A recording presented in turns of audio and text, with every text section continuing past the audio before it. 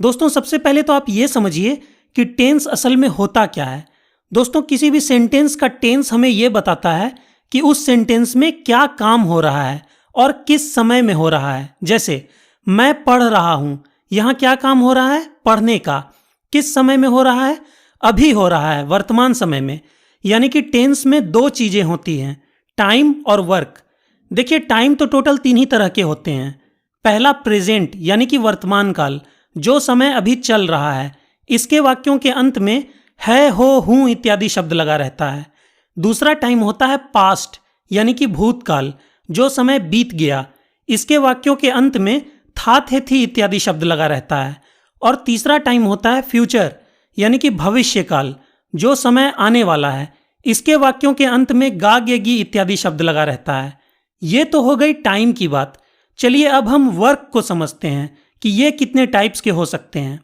देखिए एक तरह का वर्क तो वो हो सकता है जो अभी कॉन्टिन्यू है, जारी है, यानी कि जो काम अभी हो रहा है। ऐसे वर्क को हम कॉन्टिन्यूअस कहते हैं। इसके वाक्यों में रहा, रही, रहे इत्यादि शब्द आते हैं। जैसे मैं पढ़ रहा हूं, ये काम वर्तमान समय में यानी कि प्रेजेंट में कॉन्टिन्यू है।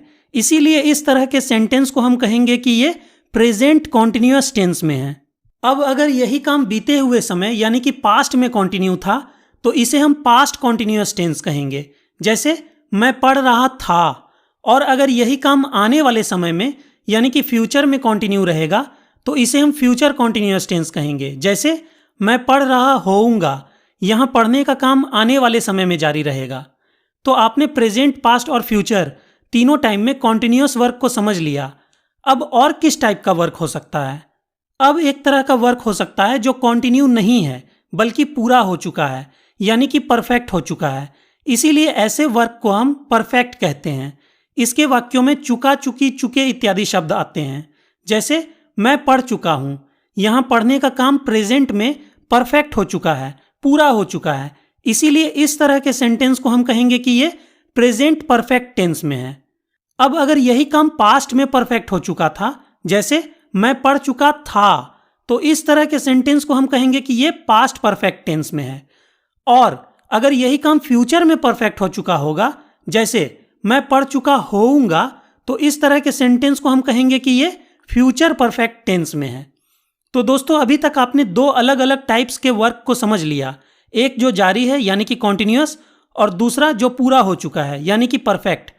अब एक तीसरे टाइप का वर्क भी हो सकता है जो दोनों ही हो, थोड़ा सा परफेक्ट भी और कॉन्टिन्यू भी। ऐसे वर्क को हम परफेक्ट कॉन्टिन्यूअस कहते हैं। इसके वाक्यों में कॉन्टिन्यूअस टेंस की ही तरह रहा, रही, रहे इत्यादि शब्द आते हैं, क्योंकि यह भी तो एक तरह का कॉन्टिन्यूअस टेंस ही होता है, क्योंकि इसमें भी काम के जारी रहने का पता चलता है।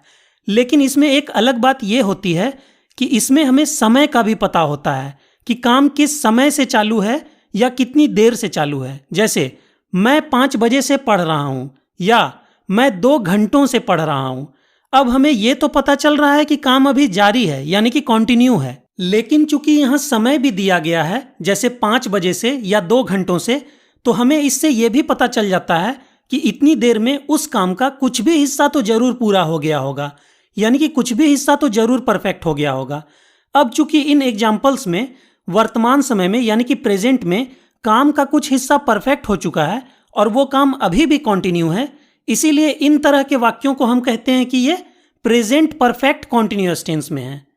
अब अगर यही काम पास्ट में कुछ समय से कॉन्टिन्यू था, जैसे मैं 5 बजे से पढ़ रहा था या मैं 2 घंटों से पढ़ रहा था, तो इन तरह के वाक्यों को हम कहेंगे कि ये पास्ट परफेक्ट कॉन्टिन्यूअस टेंस में है। और अगर यही काम फ्यूचर में कुछ समय से कॉन्टिन्यू रहेगा, जैसे मैं कल 5 बजे से पढ़ रहा होऊंगा या मैं 2 घंटों से पढ़ रहा होऊंगा, तो इन तरह के वाक्यों को हम कहेंगे कि ये फ्यूचर परफेक्ट कॉन्टिन्यूअस टेंस में है।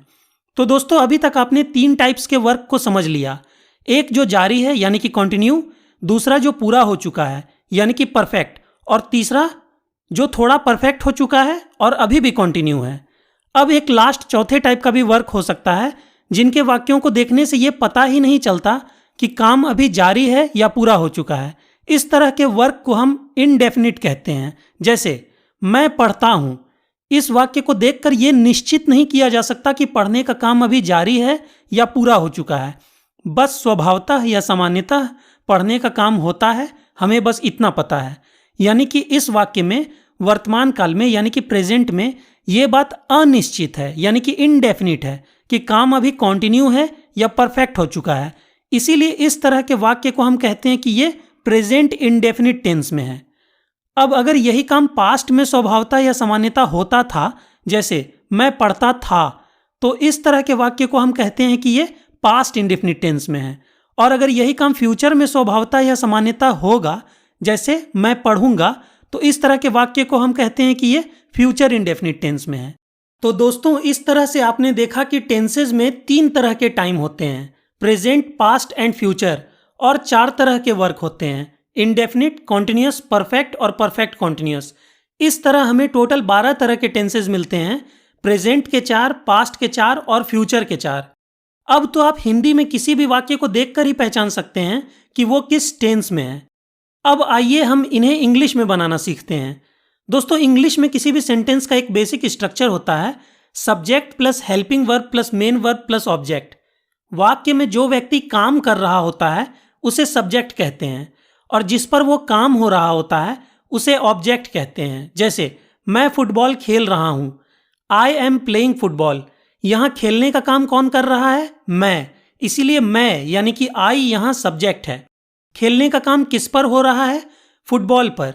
इसीलिए फुटबॉल यहां ऑब्जेक्ट है। प्लेइंग यहां मेन वर्ब है और एम यहां हेल्पिंग वर्ब है। दोस्तों, रीड, प्ले, रन, स्लीप, ईट, ड्रिंक, इन तरह के वर्ब्स को हम मेन वर्ब्स कहते हैं, और इनके 5 फॉर्म्स होते हैं जिन्हें V1, V2, V3, V4, V5 से इंडिकेट किया जाता है। जैसे वर्ब ईट की 5 फॉर्म्स हैं, eat, ate, eaten, eating, eats. और दोस्तों, is, am, are, was, were, do, does, did, be, been, has, have, had, will, इन तरह के वर्ब्स को हम हेल्पिंग वर्ब्स कहते हैं। दोस्तों, अब आपको यह समझना होगा कि किस टेंस में कौन सी हेल्पिंग वर्ब लगेगी और मेन वर्ब अपने किस फॉर्म में आएगा। इसे आप इस चार्ट की मदद से एकदम क्लियरली समझ सकते हैं।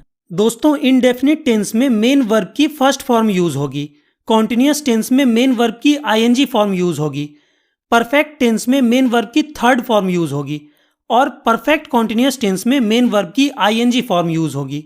और दोस्तों, प्रेजेंट, पास्ट और फ्यूचर टेंसेज में इन सभी के साथ कौन कौन सी हेल्पिंग वर्ब्स यूज होंगी, ये इस चार्ट में लिखा हुआ है। आप इसकी एक स्क्रीनशॉट ले लीजिए और इसे याद कर लीजिए। अब इसमें आपको 3 चीजें याद रखनी है। पहला, इज, वॉज, हैज और डज का प्रयोग थर्ड पर्सन सिंगुलर यानी कि ही, शी, इट या एनी सिंगुलर नाउन के साथ होता है। दूसरा, आर, वर, हैव और डू का प्रयोग थर्ड पर्सन सिंगुलर यानी कि ही, शी, इट या एनी सिंगुलर नाउन को छोड़कर बाकी सभी सब्जेक्ट्स के साथ होता है।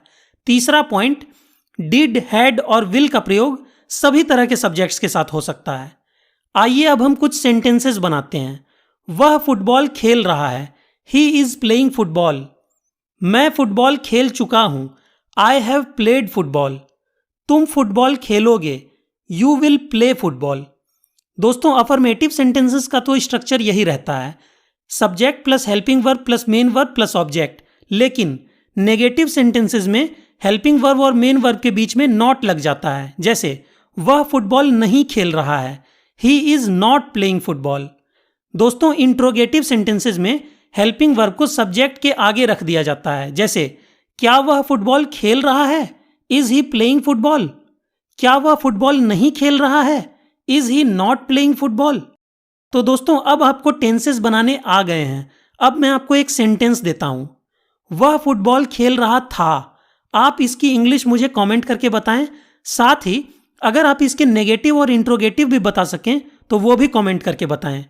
तो मिलते हैं किसी नेक्स्ट वीडियो में, तब तक के लिए बाय।